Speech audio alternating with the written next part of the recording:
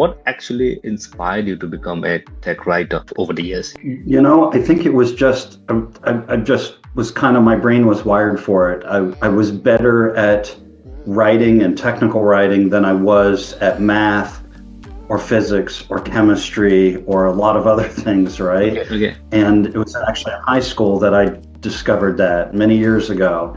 And like, I would help my dad. He had a crew of about 60 guys working for him. And so we had to file a lot of monthly reports, and he didn't like the monthly reports. He thought he didn't like them at all.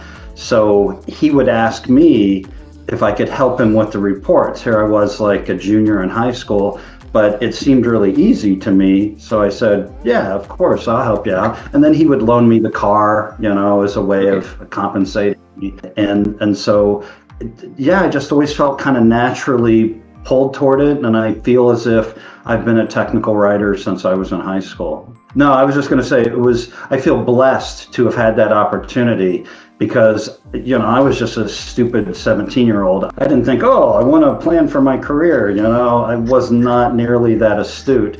And just the fact that my environment brought about this opportunity, and it proved to me that was the direction I wanted to go. Wow, awesome. Back in 2014, when I started my journey as a developer, as a Python developer, I had to write the API documentations. And because I was working in a startup organizations where you have to do everything by yourself. There I came to know that tech writing field exists, and I immediately loved it.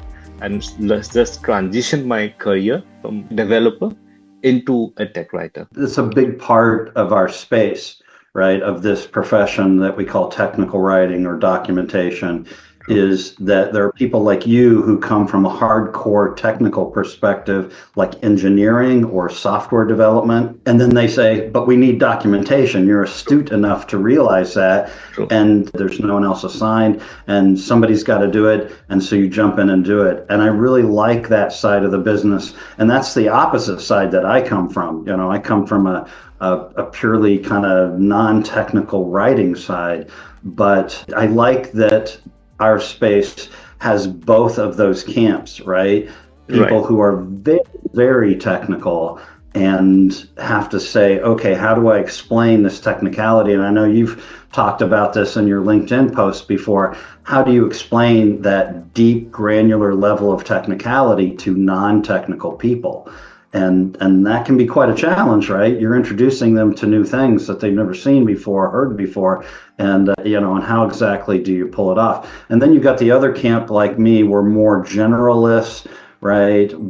And so a lot of times I'll enter a project and say, well, the first thing I have to do is learn the technology, right? And obviously there's tools like AI that help me do that, where I can gather a lot of information, quickly summarize it, and get the gist of what we're trying to achieve.